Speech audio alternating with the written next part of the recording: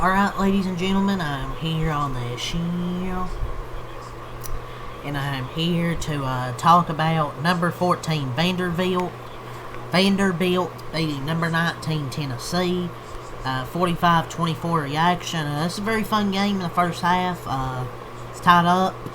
I believe at halftime, 21-21. Vanderbilt outscores Tennessee 24 to 3 in the second half. Vanderbilt's defense played a lot better. Got pressure on Joey, group of five, Joey Aguilar, and they just simply played a lot better in that second half. Outscored them 24 to 3. The offense was pretty damn good the whole game. Besides the start there with 2 interceptions by Pavia, but he got better as the game went along. They ran all down Tennessee's throat, whether it was Diego Poverty or Cedric Alexander, ran all over that damn Tennessee defense. That's why I picked Vandy to win this game. I just didn't think Tennessee's defense was good enough. It's trash. And Vanderbilt's offense the last 4 games averaging about 40 points per game. So, it's also why I picked them, because their offense is just really good and Tennessee's defense is really bad. They got those 2 interceptions off Diego Pavia, but even then, Diego Pavia still ended up with a good game, so not that it really mattered. But with Tennessee, man, they're in their regular season 8-4. One of the best teams they played, they've lost to. Shocker. I don't even know why they're even ranked. But Vandy owns the state of Tennessee, I guess. Vandy owns Tennessee. Oh, Rocky Top. Oh, Rocky Top. But Pavia did everything said he was going to do, man. I don't know if he's going to win the Heisman. He did the Heisman. I don't know if he's going to win the Heisman, but I think he'll probably be one of the candidates, maybe. But sorry-ass Tennessee, man. It's the Tennessee team you saw all season. Their defense just was not good for really this whole year. Vandy, I thought Vandy would win. That's why I picked them, but I didn't expect it to be by that much. And look, I think Josh Heupel's a good coach. He's turned Tennessee around, but what has he done at that program? Can't make the conference championship. Can't make the playoffs. Win a game in the playoffs. They made it last year, but they got killed. So we'll see with Vandy, man. They're now 10-2. I don't know if they're going to get in the playoffs. I think they'll have an argument, of course, with the 10-2 record. We'll just have to see. But Diego Pavia start off 2 interceptions. But he got better as the game went along. His stat line ended up 18-28, 268, 1 touchdown, 2 interceptions. But they cannot stop him on the ground, man. 20 runs, 165 yards, 8.2 yards per carry and a touchdown. 2 total touchdowns for Diego Poverty. At, how old is he? 24 years of age? About 30-year-old Diego Pavia here, slicing and dicing that Tennessee D. I don't know where he'll rank in the Heisman race. It's kind of just one of the weirdest Heisman years. I would give it to Jeremiah Love personally, but they're going to give it to a quarterback. It's probably maybe Fernando Mendoza, Julian Say, and Diego Pavia are maybe the 3 candidates. Jeremiah Love should, but they're going to give it to a quarterback. But Diego Pavia had a rough start to the game, but he bounced back nicely. Especially on the ground. They had no answer, Tennessee did. Even to stop Cedric Alexander. 10 runs, 115 yards, 11.5 yards per carry, and 3 touchdowns from Cedric Alexander. It's Vandy offense, man. It's been really damn good the last 4 games. I'd like to see them in the playoffs. Diego Poverty in the playoffs. It'd be pretty fun to watch. With how pretty good that Vandy offense is. And they stepped up in the second half defensively after having a not so great first half. Macklin Young also had a rushing touchdown. So 5 total rushing touchdowns on the game for the Vanderbilt offense. For the receiving, Junior Sherrill, 3 catches, 76 yards. Trey Richardson, 6 catches, 75 yards and a touchdown. Eli Stowers, 5 catches, 64 yards. And Macklin Young, 2 catches, 39. 39 yards for Macklin Young. Defensively, he had 1 sack from Longwell, 1 sack from Rinaldi, 1 sack from Zunk, 1 sack from Wood. 4 sacks by that Vanderbilt defense. Felt most of that come in the second half.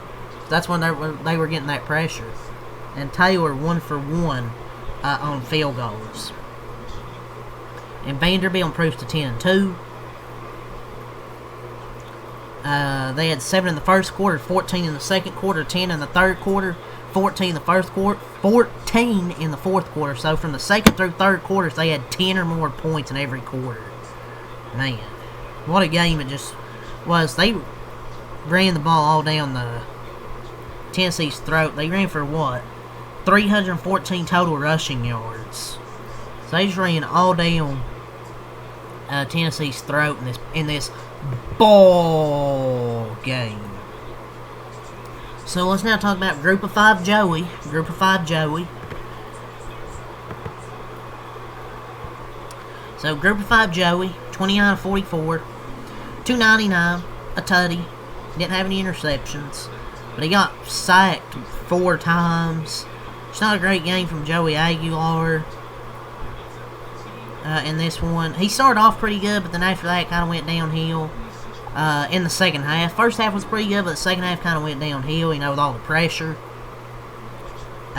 Bishop, 20 runs, 97 yards, 4.8 a carry, and 2 touchdowns. Morris, 1 run, 4 yards. Thomas, 1 run, no yards. Chris Brazil, the second, 6 catches, 91 yards, and a tutty.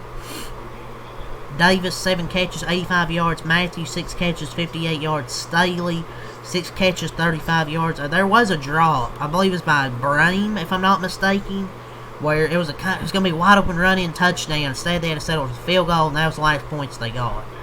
Defensively, had half a sack from Carter, half a sack from T. Lander. Farouk with an interception.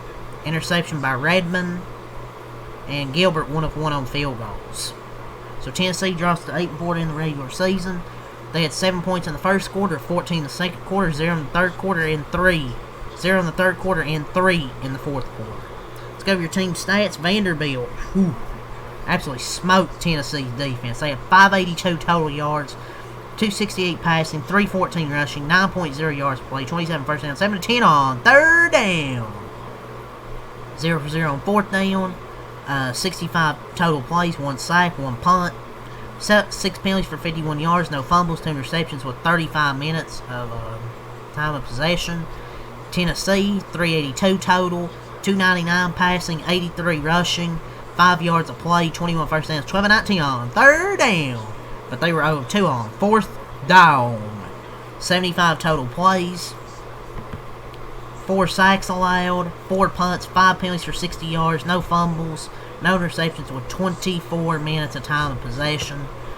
So yeah, man, this ranked matchup, Vandy outscores Tennessee 24-3 in the second half. And with Vanderbilt, man, so much fun actually watching a good team. Watch Kentucky today, they look like complete shit. The sport that Vanderbilt plays looks fun, man. They got a pretty good basketball team, pretty good football team.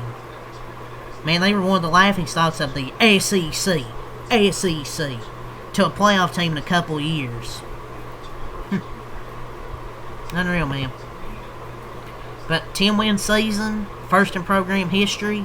They just signed Clark Lee just signed that extension.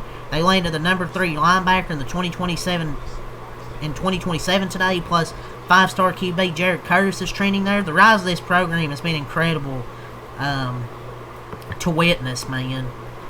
With Vanderbilt, because they used to be a fucking laughingstock of the SEC. Now, they're a really good team. Like Clark Lee and Diego Poverty really changed that program. We'll see if they make the playoffs. I feel like their college football playoff hopes, I feel like, are kind of slim. Regardless, it's a great season. For the first time ever, they get 10 wins, becoming the last Power 4 program to finally achieve that. I feel like their college football playoff hopes are very slim, maybe. I don't think it should be slim. I feel like they kind of deserve it.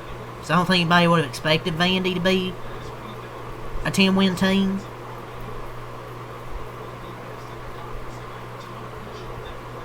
But we'll see. So leave a like, comment, subscribe for more. Till next time, I'm out. Peace.